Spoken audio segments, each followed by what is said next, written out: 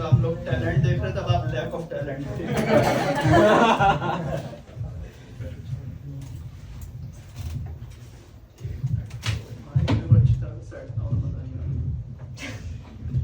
Give him a hand यार, nervous हो रहा है। कैसे हैं सब लोग? बहुत बढ़िया। खुश हैं? और अच्छा हुआ पहले ही तालियां आप लोगों ने बजा दी, बाद में मैं बोला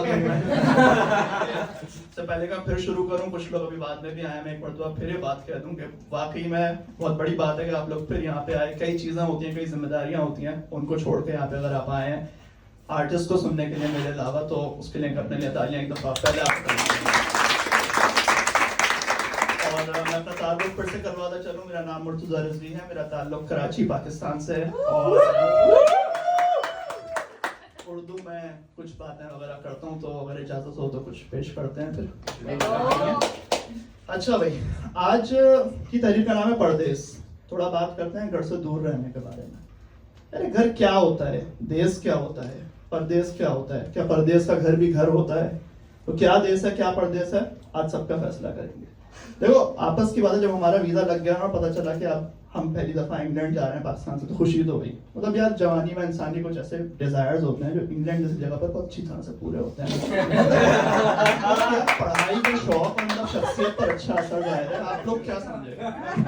इससे पहले कि मतलब मैं आगे बढ़ूं, मैं आप लोगों से पूछना चाहूंगा, यार कोई है जो कि अपना घर छोड़कर आया है, अपनी होम कंट्री छोड़ के यूके आया है? कोई तो हाथ खड़ा करना है भाई। आप कहाँ से हैं भाई? आप कहाँ से हैं भाई? मैं कराची से हैं। अच्छा, आप कहाँ से हैं? अपना हाथ उठाया, आप भी कराची से ही हैं। आपका यहाँ पे कौन सा हाथ उठाया हुआ तक सीना? पेशावर। आप कहाँ से हैं भाई? आप मीरठ से हैं। तो ये कि कितने लोगों ने यहाँ पे तकरीबन सबने हाथ खड़ा किया, लेकिन अगर जिन्होंने हाथ नहीं भी खड़ा किया, अगर आप तक मेरी जो है बात पहुँच रही है, तो शायद कहीं ना कहीं आप लोग भी हमारे साथ इस हिजरत के सफर में हैं। तो बड़ी खूबसूरत बात मुझे लगती है, कितने हाथ खड़े हुए, कितनी कहानियां हैं, कितनी माइग्रेशन की कहानियां हैं, तो बड़ी खूबसूरत बात है। तो हम अपनी जो है कहानी थोड़ा आगे बढ़ाएं, तो हमारी बेशतर जिंदगी पाकिस्तान में गुजरी है आने से पहले। 2015 में 18 साल के हो गए और ए लेवल को सही नंबर से पास कर लिया। जब मुनासिब नंबर से ए लेवल पास हुआ तो घर वालों को लगा कि ये लड़का इतना घटिया और नालायक नहीं है जितना हम समझते हैं। उनको मतलब मैं ब्लेम भी नहीं कर सकता। मेरी पूरी टीनेज में स्कूल में घटिया से घटिया तर शिकायतें आई और दोस्त भी बहुत चुन चुन के घटिया बनाए। एक बैठा हुआ भी है। मतलब मैं अपने माँ बाप को ब्लेम कर ही नहीं सकता। एविडेंस बेस ही उनके पास इतना पुअर था कि कुछ नहीं थी होप ज्यादा। लेकिन ए लेवल में फिर मुनासिब नंबर आ गए, तो लोगों ने फिर हमारे फ्यूचर के बारे में कुछ मशवरे शुरू किए कि आगे क्या करेगा ये। इस बारे में हमसे भी एक आध मशवरा लिया। तो अब्बा और रिश्तेदारों की सीनियर कमेटी ने फिर ये फैसला किया कि इस पोटेंशियल इन्वेस्टमेंट को अब आला तालीम के लिए इंग्लैंड भेजा जाएगा। तो संजीदा नोयत पर बात करूं तो खैर उस वक्त पाकिस्तान के हालात भी कुछ ऐसे हो गए थे कि शायद बाहर जाना ही फ्यूचर के लिए अच्छा था। वहाँ रहना बहुत मुश्किल हो गया था, खुसूसन कराची पर तो खास करम रहा है हालात का हमेशा। तो ये हमारी कहानी थी पाकिस्तान छोड़ने की, वतन छोड़ने की। लेकिन आज मुल्क के हालात और शायद और मुश्किल हो गए। मेरी ये कहानी अब कई लोगों की कहानी है। कितने पुराने घरों की ऐसी कहानियां जिनको नौजवान अपने ख्वाबों की जंग लड़ने के लिए वीरान कर गए हैं।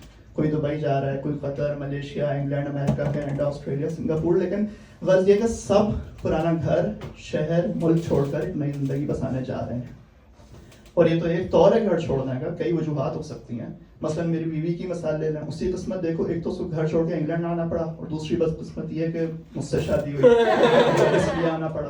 तो लेकिन खैर इतना मतलब सैड होने की कोई ज़रूरत नहीं है। ज़्यादातर अपनी मर्जी से ही आते हैं, हम ख्वाब पूरे करने आते हैं। परदेश में सुकून होता है, सफाई, निज़ाम वगैरह, इंसाफ, चूँकि हमारे मुल्क में शायद इतना नहीं होता उस तरह से। तो लेकिन यार क्या है ना, कभी कभी एक महसूस होता है हल्का सा डिस्कम्फर्ट यार, कि यहाँ वो एक अपने वतन वाला ना एहसास कभी कभी नहीं होता है ना, ऐसा थोड़ा थोड़ा सा होता है कि यार एक डिस्कम्फर्ट सा रहता है यहाँ पे।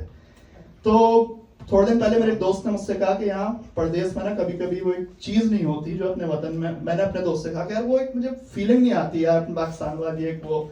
तो मेरा दोस्त कुछ चिढ़ सा गया, मुझ जैसे पागलों को लोग ऐसी बातों को बहुत समझाते हैं। मेरे दोस्त चिढ़ सा गया, यार क्या नहीं है ऐसा यहाँ पे? तो क्या नहीं है, क्या नहीं है यहाँ, क्या नहीं है मैं बताता हूँ। मैंने उस दिन उसको जवाब दिया, लेकिन आज मैं बताता हूँ यहाँ क्या नहीं है। परदेश के बारे में मैं ये कहूँगा कि यहाँ तरक्की का मौका तो बहुत है, लेकिन अपनों का साथ नहीं है। यहाँ प्रोसेसेस तो बहुत है, लेकिन जुगाड़ का कुछ सीन नहीं है। यहाँ काम का काम तो बहुत है, लेकिन साथियों के साथ अपनाइयत का एहसास नहीं है। यहाँ ईद का दिन तो आता है, लेकिन बाजार में सेवइयों का पैकेट नहीं है। यहाँ पड़ोसी तो बहुत है लेकिन कोई पलट कर सलाम करने वाला नहीं है। यहाँ अपनी जिंदगी तो बहुत अच्छी है लेकिन अपनी जमीन का एहसास नहीं है। यहाँ इस कल्चर के मस्बत पहलू तो बहुत है लेकिन अपने कल्चर का एक मस्बत पहलू नहीं है। यहाँ कैफेज तो बहुत है लेकिन कहीं कड़क चाय नहीं है। यहाँ रेस्टोरेंट्स तो बहुत है लेकिन कहीं अच्छी बिरयानी नहीं है। यहाँ देश की सारी खबरें तो मिलती हैं, प्रदेश वालों से उस पर बात करने की इजाजत नहीं है क्योंकि अब हम परदेसी हैं। यहाँ क्रिकेट के ग्राउंड तो बहुत है लेकिन कहीं गली क्रिकेट नहीं है। यहाँ हम काम तो बहुत करते हैं लेकिन अपने तरक्की पजीर मुल्क के लिए कुछ भी नहीं। यहाँ सबके पास बहुत माल है लेकिन देने के लिए वक्त नहीं। यहाँ लोगों के नेटवर्क्स तो बहुत स्ट्रांग है लेकिन रिश्तों की कदर नहीं। यहाँ सबके पास बहुत अच्छा दिमाग है, यहाँ सबके पास बहुत अच्छा दिमाग है पर दिल किसी के पास नहीं।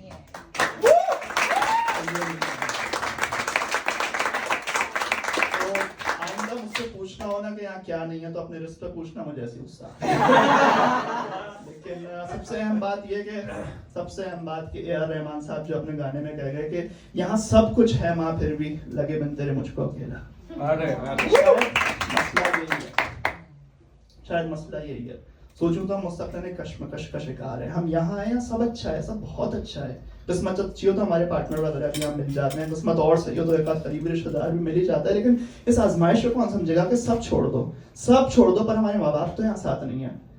जब तक हयात है वही तो बस एक बात है, एक हिम्मत है, एक एहसास है, एक जिम्मेदारी है। दिन ब दिन, हफ्ता ब हफ्ता, साल ब साल, जिंदगी ब जिंदगी कटती चली जा रही है पर हम साथ तो नहीं है। तो इन चंद छोटी चीज़ों का शिकवा होता है और नए शहरों में रहना थोड़ा नहीं होता लेकिन आदत डलने में वक्त लगता है। लेकिन एक मिनट, शायद आदत ही बना ली है हमने थोड़ा उगताए रहने की। कि उर्दू के एक अजीम शायर मुनीर नियाजी साहब, उन्होंने शेर में बात बड़ी खूबसूरती से बयान की कि अर्ज किया है कि आदत ही बना ली है मुनीर तुमने तो अपनी, आदत ही बना ली है मुनीर तुमने तो अपनी, जिस शहर में रहना उगताए हुए रहना।